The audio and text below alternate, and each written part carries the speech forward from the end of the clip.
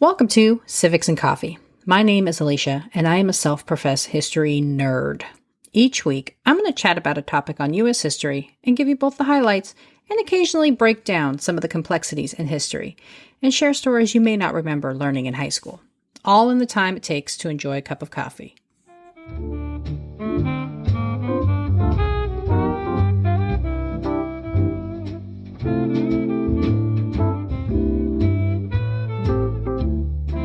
Hey everyone, happy Halloween!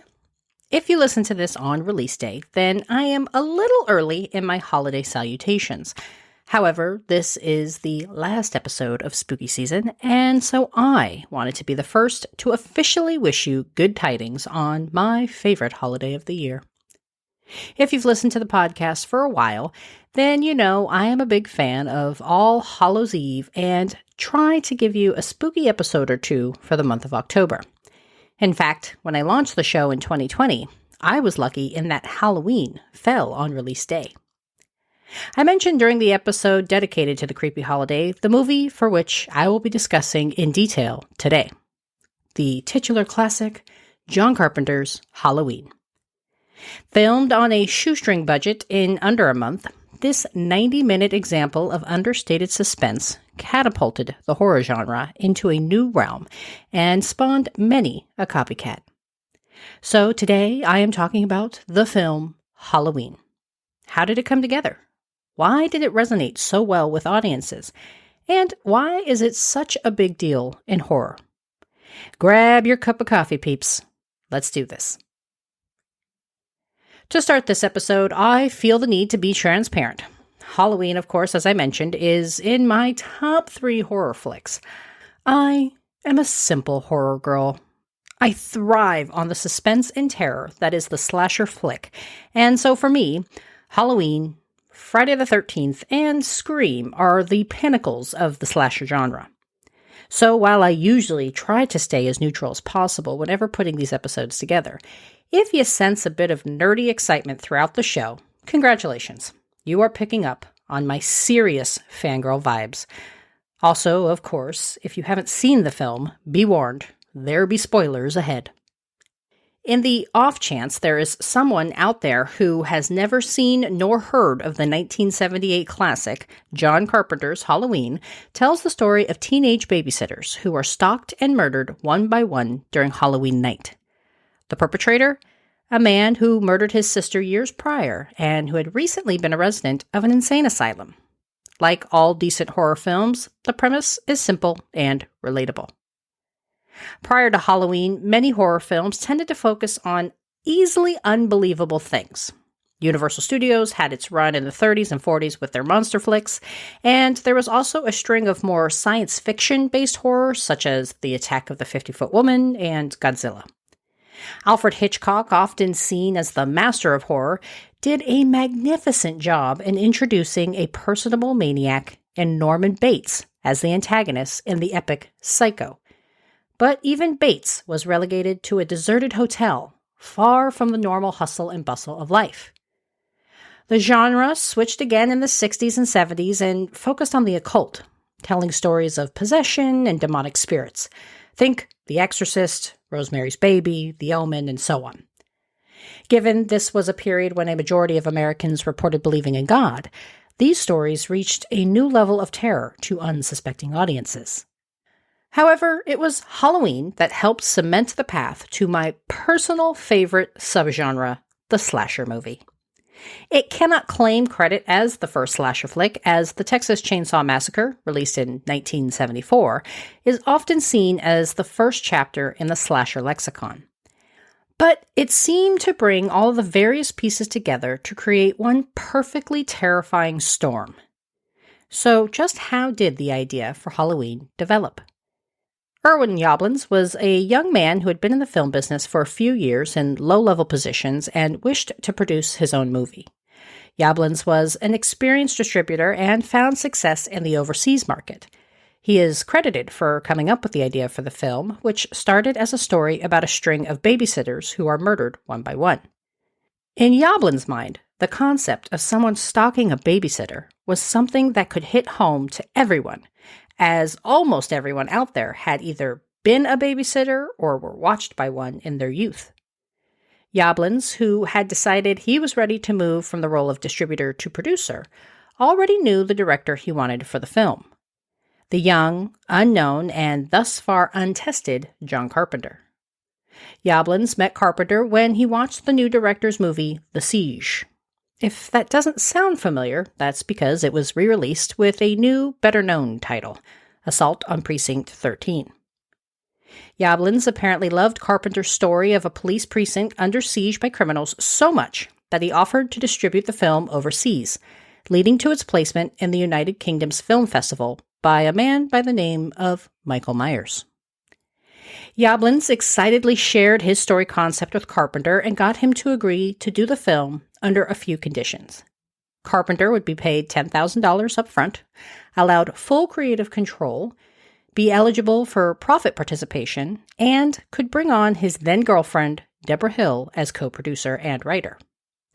Yablans agreed, and so Carpenter and Hill took the small, incomplete idea of a string of babysitter murders and tried to turn it into a fright fest worthy of the big screen. Deborah Hill, who had minimal credits at this point, wrote the overarching story that we know as Halloween. It was rare to have women behind the camera outside of the makeup or costume department, and it was apparently John himself who told Hill that if she was truly interested in making movies in a producer or a director capacity, her best way in would be as a writer. Once the script's draft was complete, Carpenter went in and fleshed out the lore, the history, if you will, of the masked maniac referred mostly as the Shape. And just how did Carpenter come up with a murderous child who grows up to become a psychopath? A visit to the local sanitarium.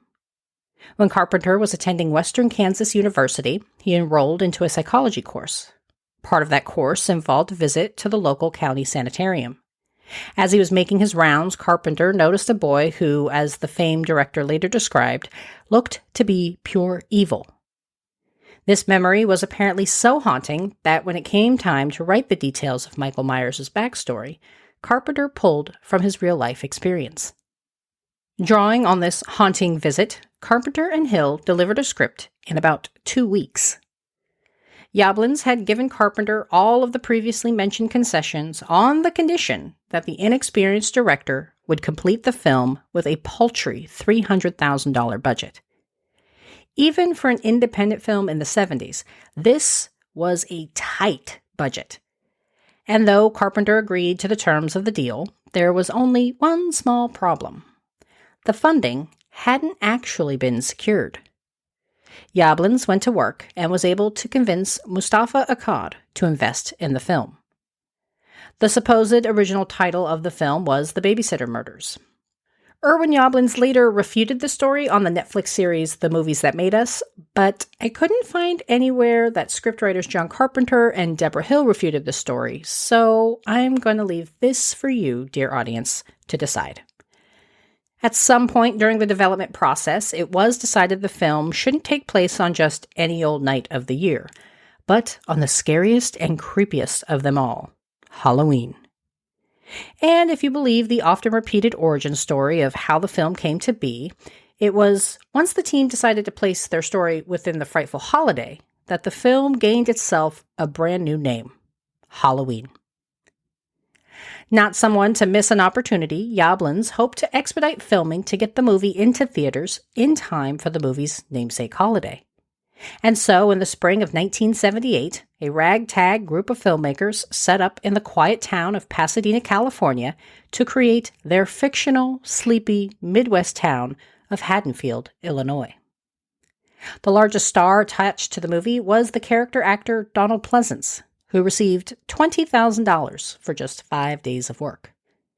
But of course, it was the young, up-and-coming actress with an undeniable Hollywood heritage who was placed in the starring role, the one, the only, Jamie Lee Curtis. The daughter of film legends Tony Curtis and Janet Leigh, the choice of Jamie Lee was thanks both to her talents and to the very real tie to one of the most classic horror films in history. It was Jamie's mother, Janet Leigh, after all, who fell victim to Anthony Perkins' Norman Bates in Psycho. What better way to pay tribute to the thriller icon? Shooting began in May 1978 and was shot in just 22 days. Filming in the California spring on a more than modest budget, the props department had to get very creative. There were several problems to solve. How to make Pasadena in the spring look like fall in the Midwest? Where were they going to find pumpkins that were very much out of season? And just what costume was appropriate for the sheep that would be wreaking havoc on the young babysitters? The production crew used just 3 real pumpkins, opting to paint green gourds to make up for their shortage. Supplies were so tight that the crew took to scooping up their prop leaves to use over and over again. And that notorious mask? An altered Captain Kirk mask. While the production team had picked a clown mask to play on the shape's earlier crimes, once the crew saw the emotionless, blank stare of the Captain Kirk mask, they knew they had a winner. The original game plan for the film was to screen it for a big studio who Irwin Yablans hoped would purchase and pick up for distribution. However, all of the major studios passed on the flick, and so Yablans had no other alternative than to figure out how to distribute the film himself. Luckily for him, he had experience. Now, for my younger listeners, let me put this into a bit of context for you. In 1978, there was no streaming, so this meant no YouTube, no Hulu, no TikTok. If you wanted your film to be seen by anyone, you had to find either a major studio or a theater willing to show it.